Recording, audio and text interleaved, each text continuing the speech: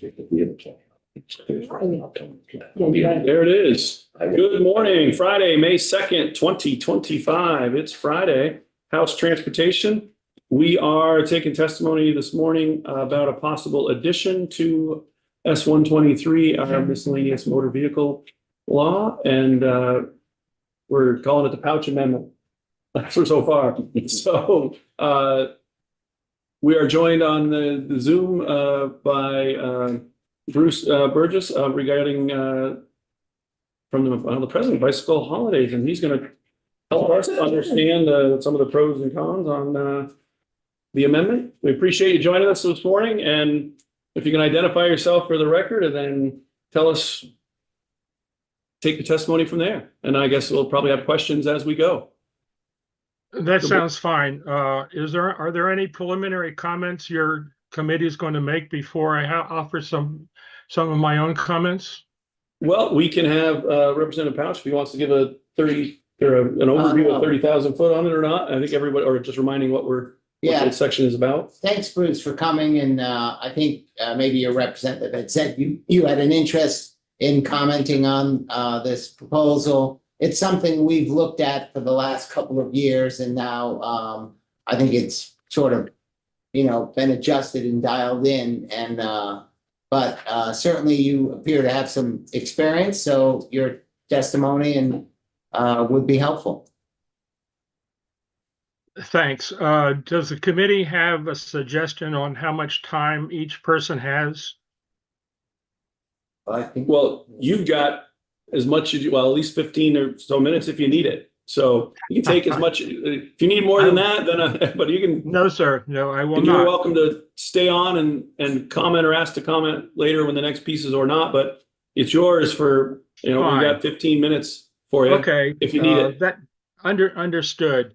And by the way, I was unable to get the PDF sent to the committee or to CAM 24 hours before, but it went about an hour or so ago. So good morning. My name is Bruce Burgess. I'm a resident of Middlebury, Vermont. I've been a Vermont resident for the last 42 years. Regarding my credentials to address today's committee, I'm the founder of a bicycle touring business in Middlebury known as Bicycle Holidays. I ran that business for 17 years. Prior to that, I was a former assistant director of Vermont Bicycle Touring. I'm the author of the Vermont Pedestrian and Bicycle Facility Planning and Design Manual, which was completed in 2002. And I'm a former member of the NCTU TLO, the National Committee on Uniform Traffic Laws and Ordinances, during the time that the bicycle became defined as a vehicle in the UVC or Uniform Vehicle Code. For the record, I desire to take a neutral position on this bill while offering comments on how improvements might be made to it. So because traffic law is often arcane and complicated, I request the patience of the committee for a few minutes.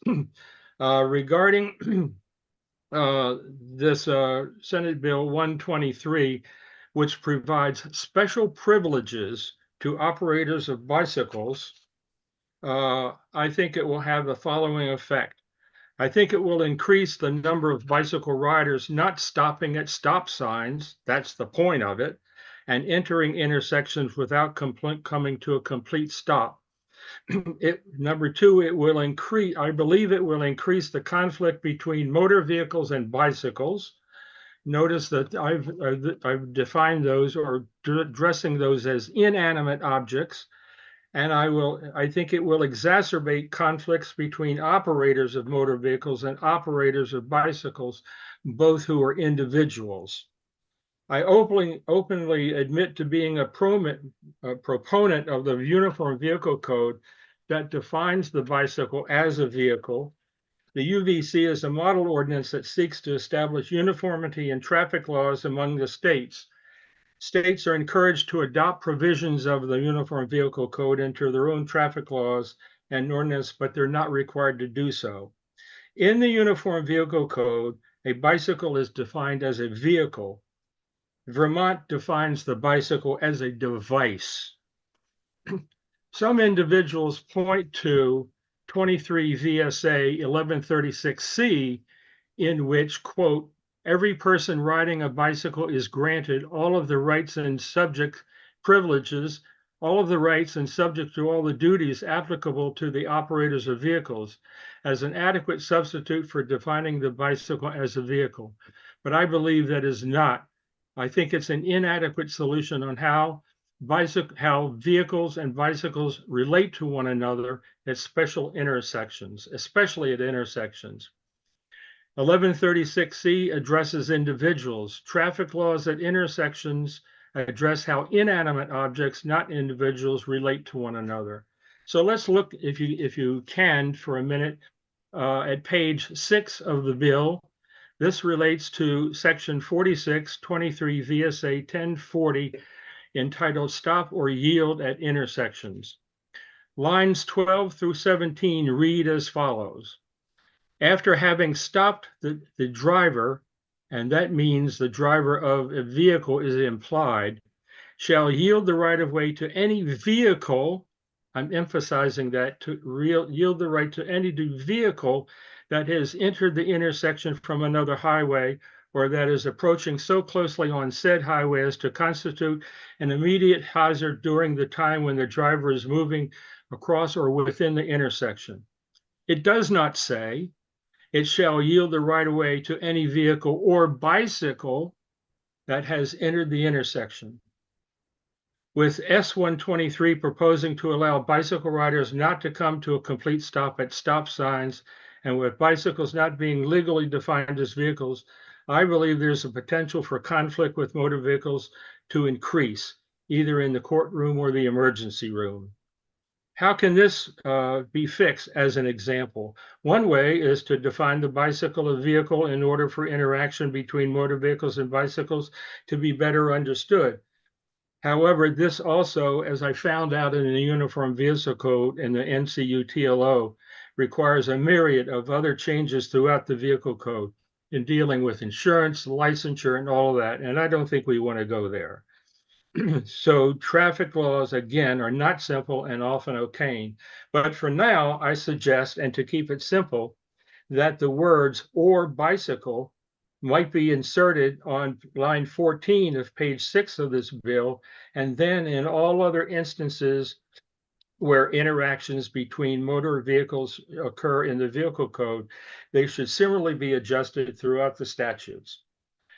So I think that's a simple device that would overcome and make it clearer. Lastly, which I think is important, education among all highway users relating to the special privileges being afforded to bicycle riders, this becomes even more important. Hardly a day goes by in Middlebury, especially since the weather has turned, when someone whose knowledge of traffic laws is limited posts a comment on the internet newsletter called Front Porch Forum regarding the scofflaw attitude of bicyclists not stopping at stop signs. I could reproduce those comments from these experts, but I will leave it there for now. Obviously, I think that largely they are misinformed. So again, I take neither a positive or a negative view towards the bill, but suggest that the authors and those drafting the language go through it and make sure that it produces the results that are necessary in this particular case, especially on the page that I mentioned. Thanks for the opportunity to provide the comments to the committee, and I appreciate this opportunity. Thank you. Bruce, thank you very much. I appreciate it. And your comments are on the committee webpage, and I was just pulled them up to review them. So thank you very much. Representative Powell? Yeah, thank you. I guess in my own personal experience, which I shared with the committee as a bicyclist and always concerned about conflict with people in vehicles, I found myself following the rules, right to the extreme. I think in that if I came to a four-way stop in the middle of anywhere in I would literally stop. Because I wasn't sure, I didn't want to like give a bad impression. And that as we've discussed this, Bill, we've had a number of people, good bicyclists who say, well, they don't really stop. They don't do that. They look, they yield. But if nobody's there or nobody's coming, they, had slowed down and then they continue to move on, and they have said things like, they might have to unclip those that use clips or whatnot. And then we also had some testimony that, for example, in Burlington, you don't have to, you can follow what's in this bill. And that gives some inconsistency for Vermont laws, from town to town. So number one, I guess, if you're willing to share, if you're all by yourself and you come to a stop sign and nobody's there, do you actually put your foot down? That would be question number one. And then the inconsistency, has that ever been an issue in your, extensive experience? Well, if that's a question, I will say that by and large, bicyclists do not want to stop because it takes extra energy to get started, especially now that we're seeing electric bicycles, class 1, class 2, and then class 3. Those are extra heavy bicycles to get started, especially in class 1 and class 2. So I don't disagree with the law as proposed. I think that upon reflection, that my comments will have importance when there's a conflict and there's a crash. All right. So, and one of the things in doing research for this testimony, I came across was there was a fatal crash in Minnesota, in which the driver of a motor vehicle, hit and killed an operator of a bicycle. And when it got to court and they looked at the traffic laws, and they realized that the duty of the vehicle operator was only to give right of way to another vehicle, and the bicycle was a device. The driver of the motor vehicle prevailed in court. That's unfortunate. But the reason is that there are issues within the traffic laws that permit smart lawyers and attorneys to look at these definitions and get through it. So I'm suggesting that if you want the law on that you're proposing to be effective, as the number of people that riding bicycles are more likely to increase and not stop, that you can help us out by adding the words "or bicycle" when you're addressing the interaction of both. Thank you. That's why I take a neither positive nor negative view to that. Anyway, that's my point of view.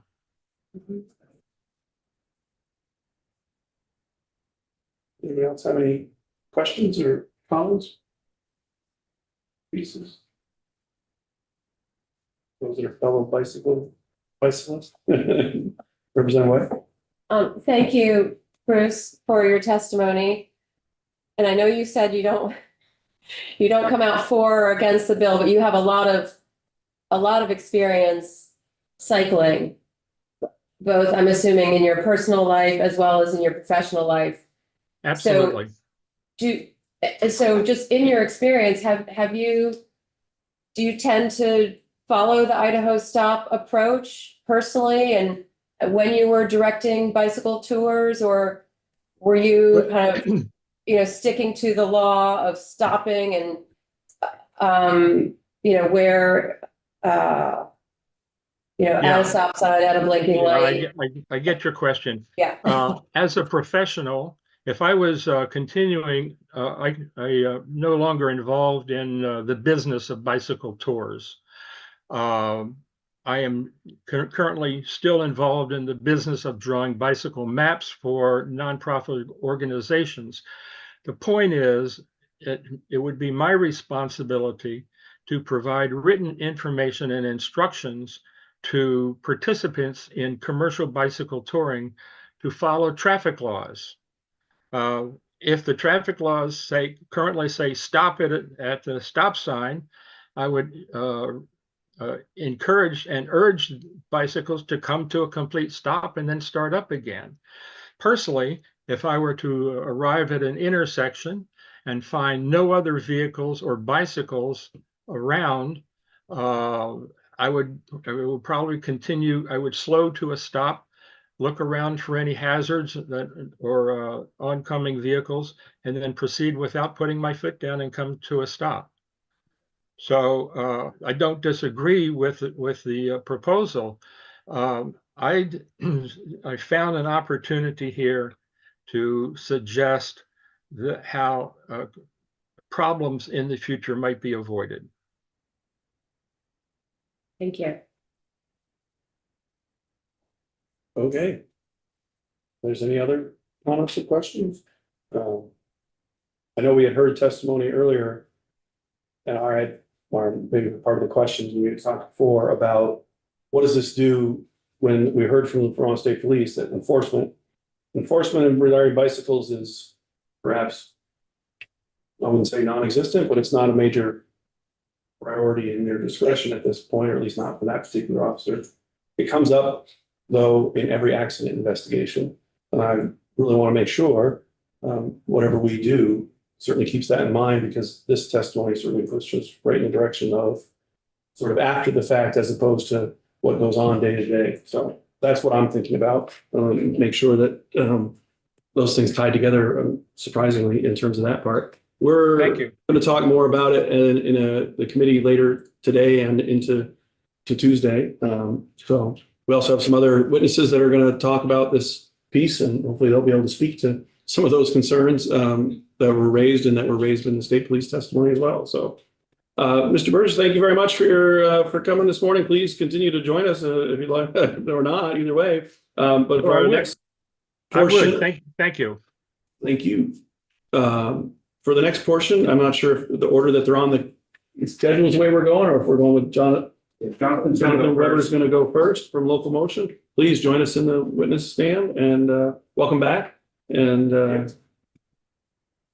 unless you're a preview, you know what we're talking about and know where we're at, and I think to go. And I think I'm up to speed. all right, well, if we need you a second to join. My slides here. Okay, while he's joining the committee, we are updating the agenda to make sure that the possible vote is going to, with 3 members out and we take limited amount of votes in the committee, we're not going to vote today on S-123. We still have 11, 15, 16, and this to decide as a committee, and we don't have 3 of our members.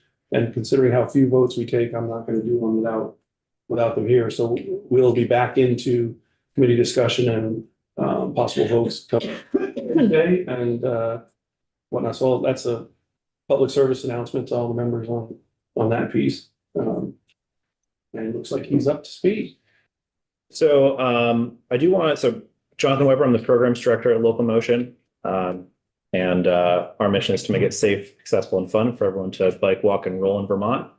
I know you all have heard our mission before. I do want to emphasize the safe element here, the first in that 3-word series, safe, accessible, and fun. We would not be here asking for these changes if we were not very confident that these would make our streets safer for our roadway users. That's our mission. I do want to respond or give some feedback briefly on what Mr. Burgess testified to.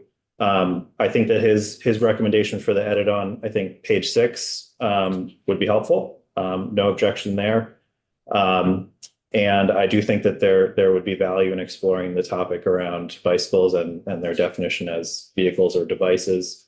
I'm not aware of any cases in Vermont where the definition of bicycle was a material factor in a finding of fault. So that's kind of as much as I have to say on that topic, but certainly friendly to a suggested amendment. So just a quick review, what we're really talking about here is to allow people on bikes to use pedestrian signals. So what this looks like is if I'm on a bicycle coming up to an intersection with a red light, and the pedestrian signal comes on in my direction of travel, I can go ahead and proceed through the intersection. This is really beneficial because it allows the person on the bike to clear the intersection before any vehicles start moving. And that inherently is going to reduce conflicts because you're separating users in time and space by doing that. It also means that the person on the bike is out in front within the driver's field of view as opposed to next to them or sort of intermingled in the line of traffic. This is really helpful as a person on a bike when I'm trying to take a left turn, because if I'm at the front of a line of traffic waiting to go left, I'm often not fast enough to make it before the cars coming the opposite direction start moving. And that means that I'm standing in the middle of the intersection waiting to take a left, very vulnerable, usually not very visible because I'm blocked from behind from the cars that are behind me. And the cars that are behind me are getting increasingly impatient. So it can be a really difficult situation to be in. If you're stopped dead, you have to get going again. It's very hard to get your momentum. So that bicycle use of pedestrian signals is a really effective way to address that. It has made bicycling in Burlington quite a bit easier and I think safer since they passed that regulation. Stop as yield or Idaho Stop allows a person on a bike to treat a stop sign as a yield sign if there is no other traffic present at the intersection. So if I'm coming up to a stop sign, there's no one else there, I can cautiously and slowly roll through. But if there are any cars or any people walking at the intersection, treat the stop sign as normal. I want to emphasize, I think both of these are really a continuation of the work that this committee did last year to update our vulnerable user safety laws in Vermont. And that included, making the 4-foot passing distance a requirement. I think that was really beneficial. And this would be a good next step. I also think, in addition to making people safer on our streets, both of these laws would help contribute, especially the Stop as Yield law would help contribute to Vermont's brand as a bicycle-friendly state and help to draw more people here to ride on our beautiful roads and paths. I'm going to mostly focus on Stop as Yield because I get the sense there's been more discussion of that in committee. So just a quick review. Last year, VTrans was asked to do this report on the operation of bicycles at intersections. And essentially this, sort of reviews the state of Stop as Yield laws around the country. But most of it is really about explaining how the state agencies involved would coordinate with partners like Local Motion to convey these regulatory changes to relevant stakeholders and to the public. So updating, the driver's manual, getting social media posts out. It basically finds that this is essentially regular business for them. They do this, on basically an annual basis as traffic laws change. The driver's manual is updated fairly regularly. So certainly something we have the muscle memory to do. In terms of the safety data, as I said, these laws were passed starting in the 80s. In Idaho was the first state, and that's how they got the honor of the naming of the law.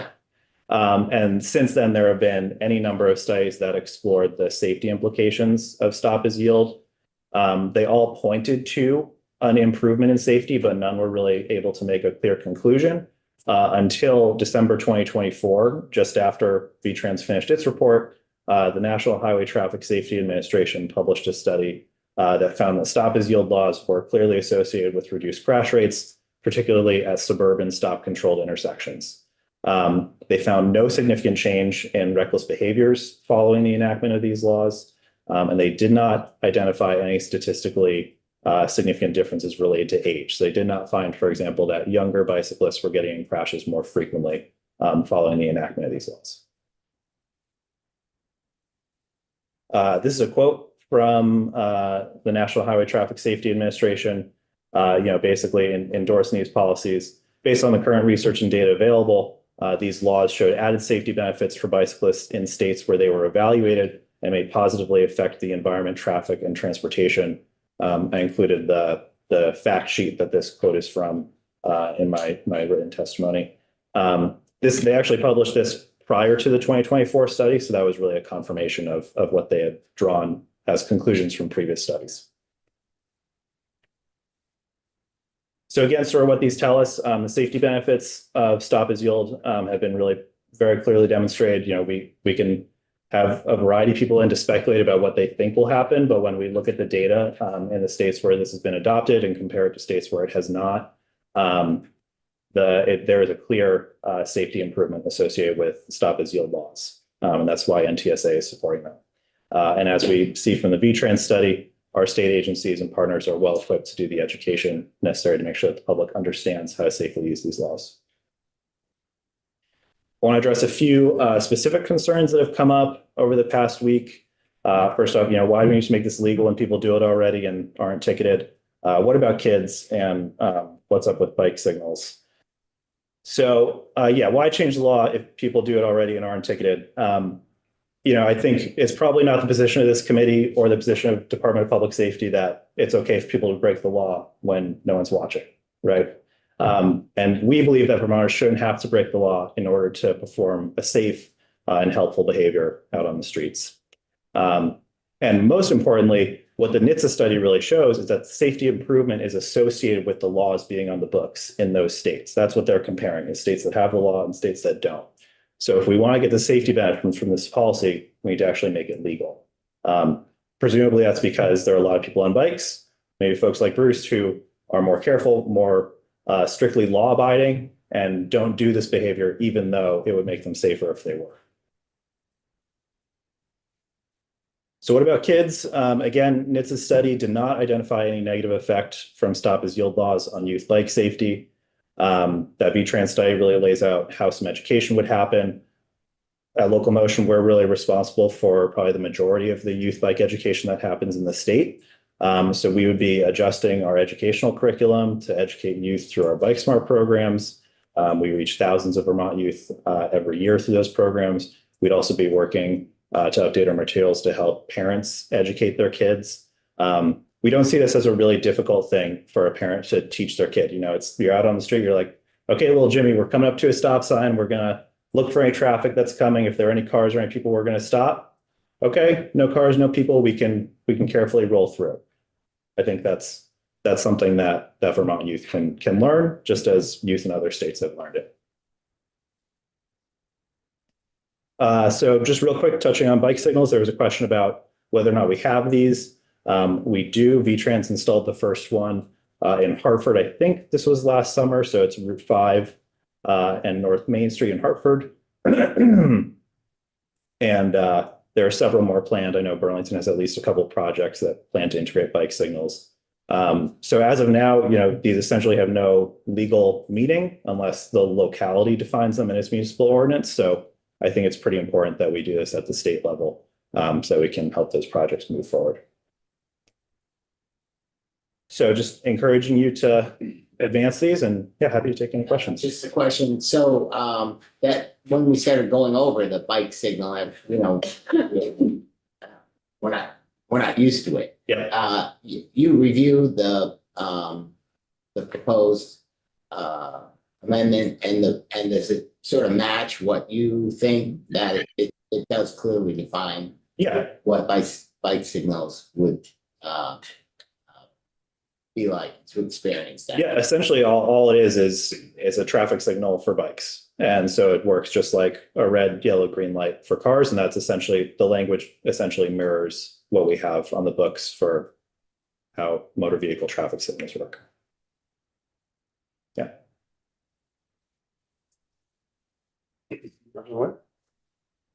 Thank you for your excellent and clear testimony. I really appreciate that. I want to ask about the youth.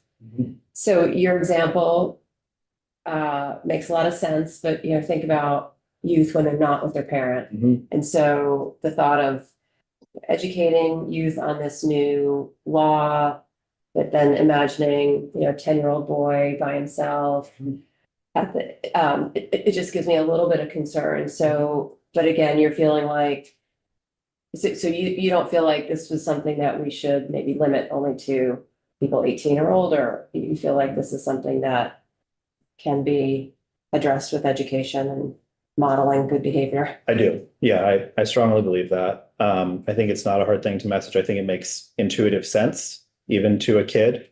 At no point does this law say you can blow through stop signs at full speed.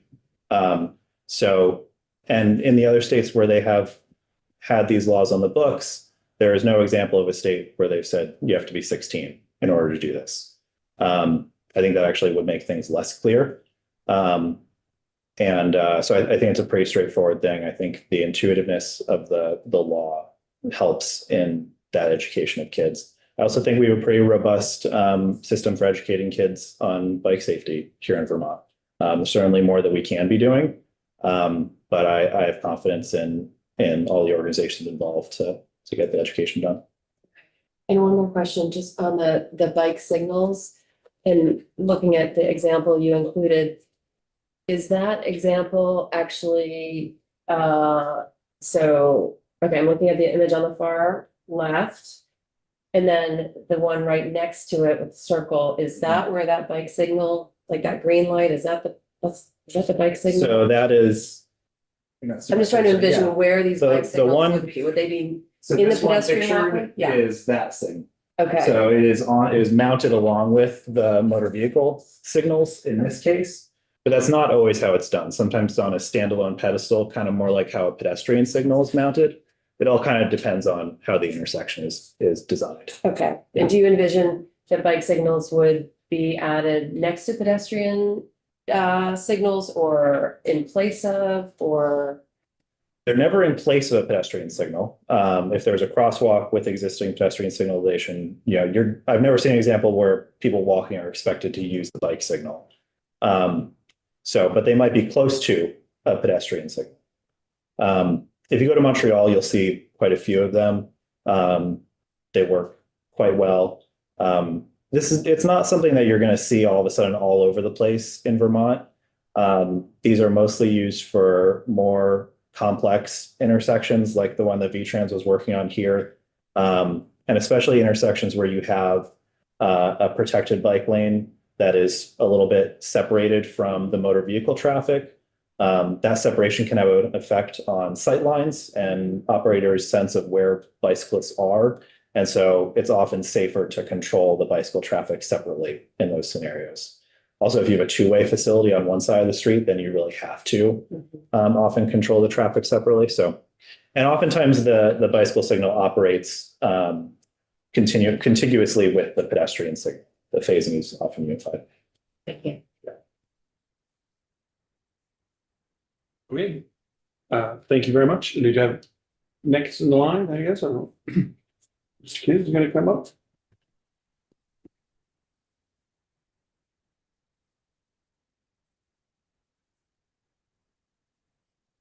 Thanks again for having me back here again. My name is Rob Kidd. I'm the Vermont Conservation Program Manager for the Sierra Club. For those who aren't aware, the Sierra Club is mostly a grassroots organization with thousands and actually a couple of million volunteers across the country. So I'm going to leave my remarks short because I'm going to introduce David Ellenbogen, who's been a longtime Sierra Club volunteer and a lot more expertise on bicycles than I do. But personally, myself, I bike here all year round. Many of you see my bike down at underneath the back entrance to the State House. I bike not just for recreational, I bike for my transportation. My wife and I have one car, so my primary mode of transportation around town is my bike. Although reference to it, I heard the Department of Public Safety always referencing about clicking on his pedals. I do want to remind you that this is not all about the recreational impact. There are people who use their bikes for transportation, and it's an equity question. So we need to make it more accessible for those folks who are not just riding recreation. This is a broader conversation. That's one thing I want to remind. Personally, I think I've already referenced this in testimony, but a year ago, I was biking on the State Street, Main Street in Montpelier, coming up to the State Street, and right there at the stoplight, I waited, and the pedestrian light came on. I waited for that to clear out, and then I waited till it was green. I started biking. As soon as it turned green, the car was turning right and came this close to hitting me. From that day on, I do not follow that signal anymore. So going through the intersection, I almost got hit because I was following the law. And that's something I want to make sure. Is this, yes, I want to follow the law right. And I heard this from everybody else that most people do that.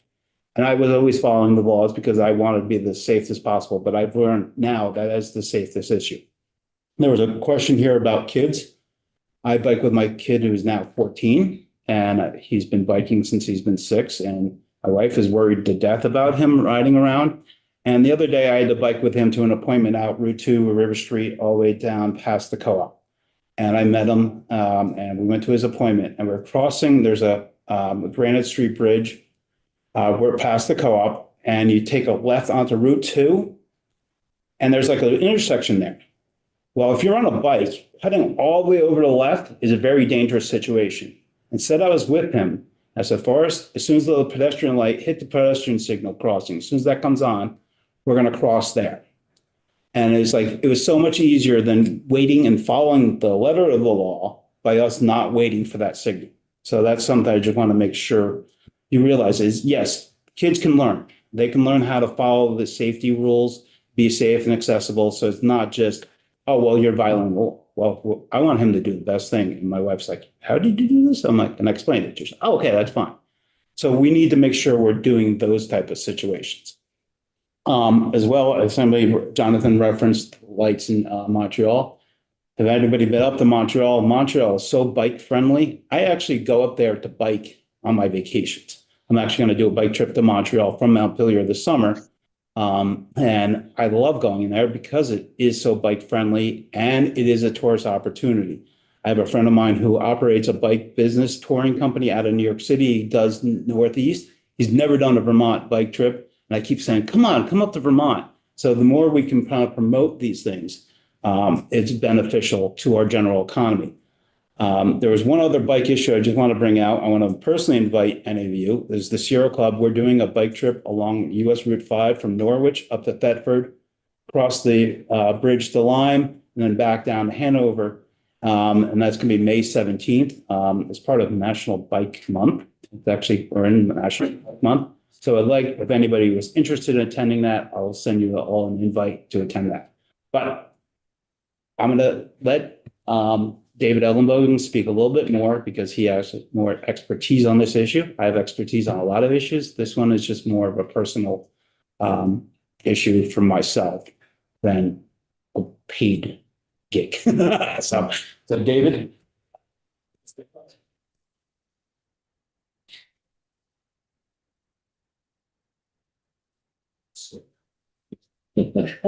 Welcome to committee. Thanks. My name's David Ellenbogen. I've been involved with bicycling since I was a kid. I've led bike tours here in Vermont going back to 1980 when I worked for Bike Vermont. I've led high school bike trips, Sierra Club bike trips, and I worked for, well, I didn't work. I was vice chair of the Vermont Bike Ped Coalition, a group where we actually taught bike law seminars to police departments around the state, who were often very interested in learning, oh, I didn't know that a kid had to have, any person has to have a light on the back of their bike at night, things like that. First, I want to urge the committee to, one of the things I love about bicycling is it crosses party lines.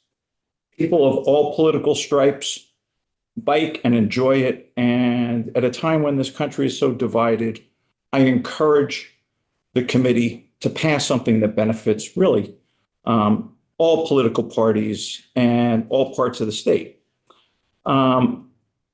Passing this law change makes all bicycle laws more meaningful by making them more reasonable and therefore easier to enforce and easier to expect compliance on. According to Ray Thomas, did a report, The History of Idaho's Stop Sign Law. And regarding youthful riders, I'm quoting, youthful riders quickly adapted to the new system and had more respect for a law that legalized actual riding behavior. Right now, and to pick up on Rob's example, a parent who has a kid who's learned to ride a two-wheeler, and you guys are probably all familiar with the intersection of State and Main. Right now, if they're, say, parent is with a 10-year-old and they wait for the pedestrian crossing signal to come on, and that kid rides across the intersection while the mom or dad walks in the pedestrian crosswalk, that kid technically is breaking the law right now. They're not waiting for a green light. A similar example, a personal example for me was, some of you may be familiar with the intersection of Pearl Street and North Winooski Avenue in downtown Burlington. North Winooski is one way heading south at that intersection. At that time, I don't know if it's possible that there's a bike lane now and no parking on the right side, but at that point in time, there was parking on both sides of the street. So as a cyclist, I'm forced to take a lane, what's called taking a lane, riding in the flow of traffic. And there's a red light. And I happen to be at the front of the line of traffic. And like a good boy, I stopped and I waited. And there's no cars traveling up and down Pearl Street. The intersection is totally clear. But I wait.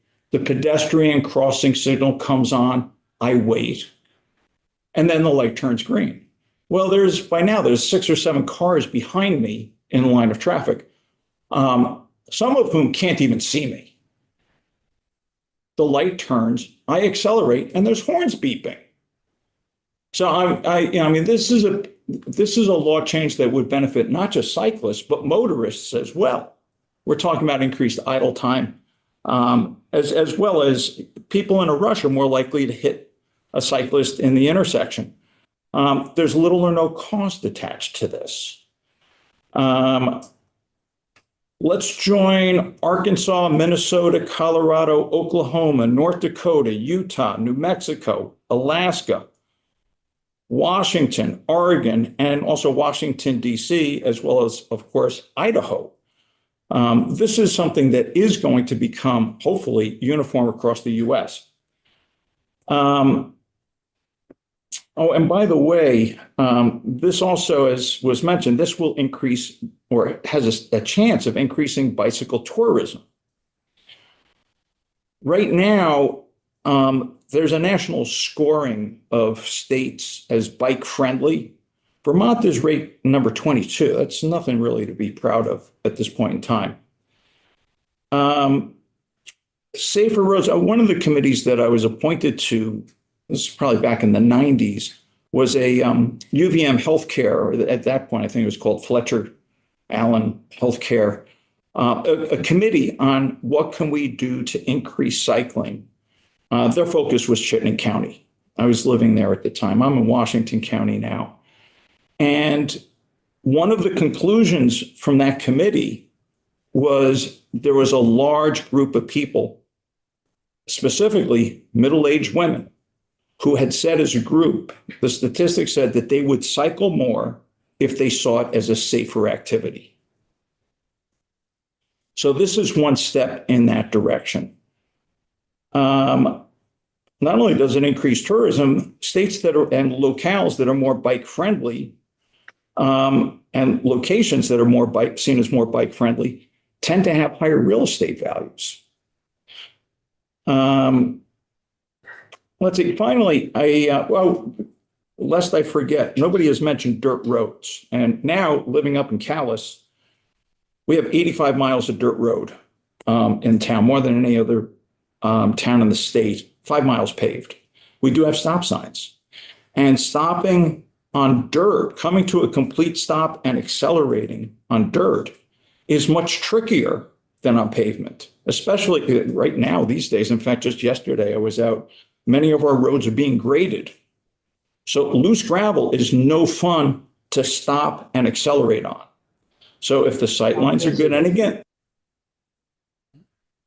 excuse me? It was just, he's not muted. Just on this. Oh, okay. Yeah, so anyway, this is just one more reason. And again, the law change is not saying to ignore stop signs. It's saying stop can be treated as yield by a cyclist.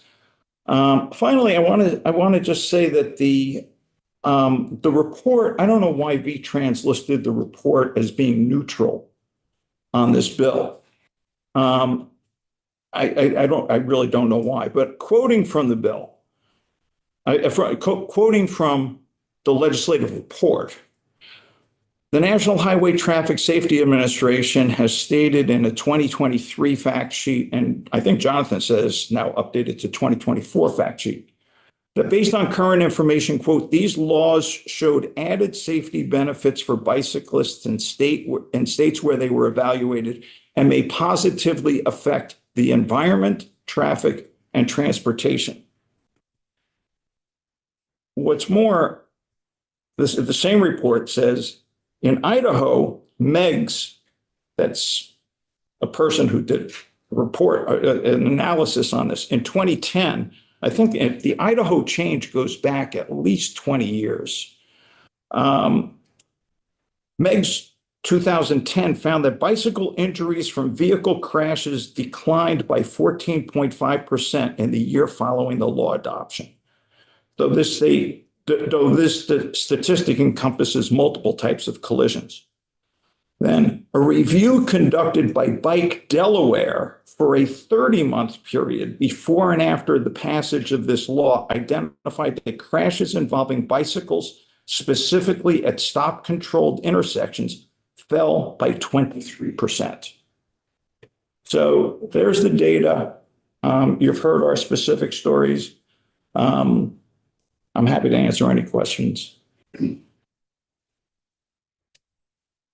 Well, I guess I would say thank you very much for coming in and for all of the witnesses for coming in this morning, and also join us online as well. I think they also gave some points to consider. I can't miss my chance to come back to the local motion in my personal experience of certainly support bicycles and the opportunity for my own home district in the Moyle Valley Rail Trail. Also, on the other side of the financial side of it, we spend $21 million plus on bike and ped programs, and I know you're working on that help about how I can show the direct cause from how bicycles and that tourism, how it helps our economy, but it doesn't help pay for the roads yet. So we're still working on that angle of it to more directly show that connection between bicycles, tourism, and helping pay for the roads, because we are spending $21 million plus on bikes and peds every year.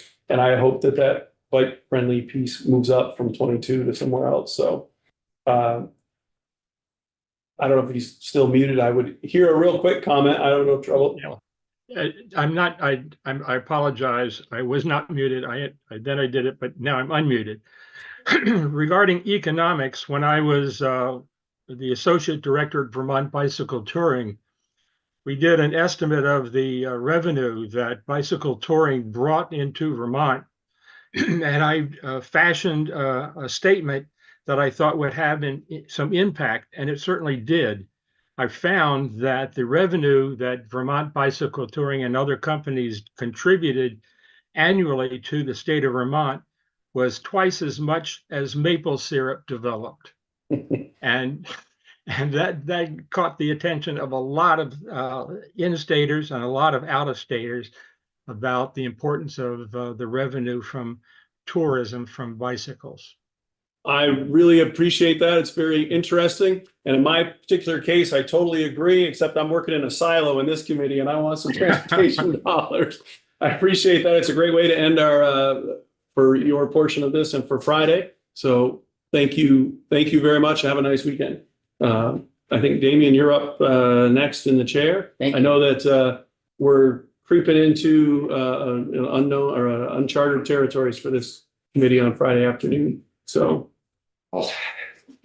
we're back on S-123. I did mention we're not going to vote on it because we have 3 people missing, which is unusual for our committee.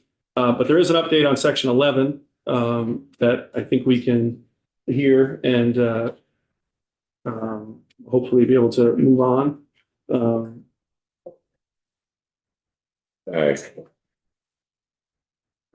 And I'm probably gonna take a while to join the meeting. That's all right. So I can walk you through this. I don't want to get between anyone and their chocolate chip cookie on Friday afternoon.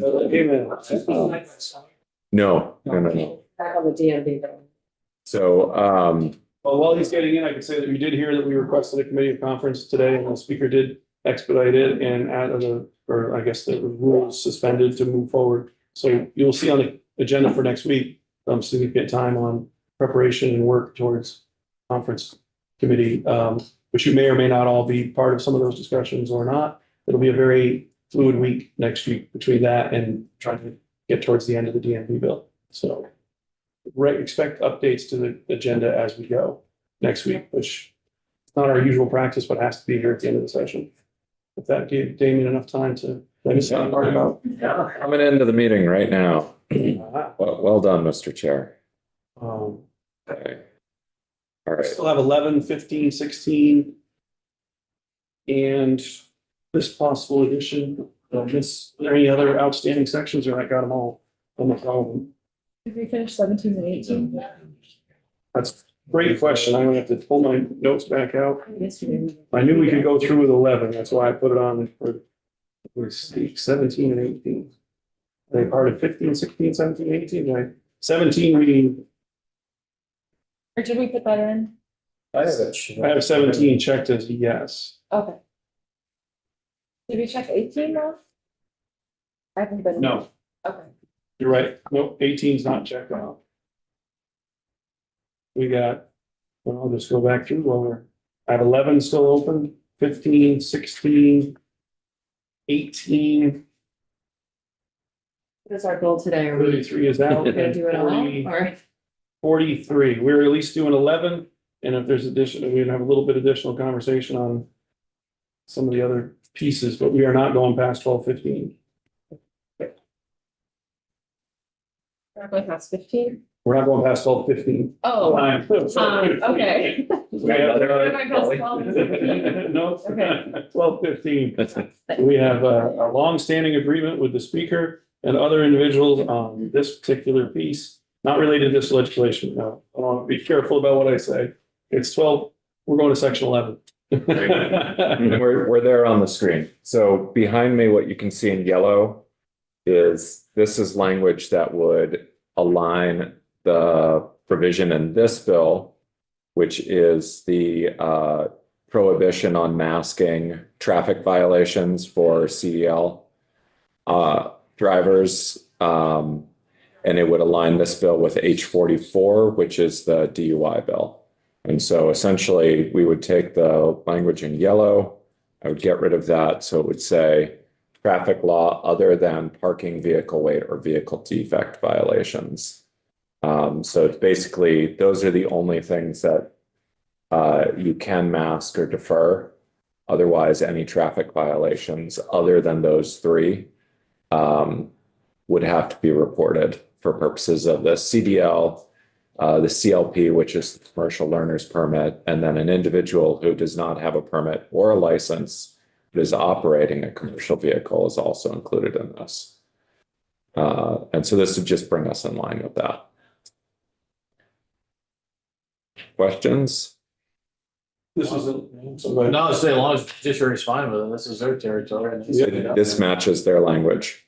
This was open because of that. Yeah, that's what I was saying. This was open because of that. To make sure the judiciary was on board and their attorneys and our attorney got to what we needed to do. Section 11. Yeah, that's why it was open, make sure it matched. Okay. Anybody have any questions about this section or piece? That was why it was open. Would you mind just restating what this means in layman's terms? Sure. So the section here is about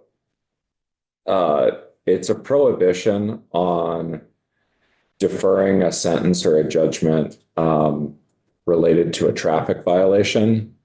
Okay, so referring the commercial driver's license or commercial learner's permit. Or any individual who's operating a commercial vehicle without a license or permit.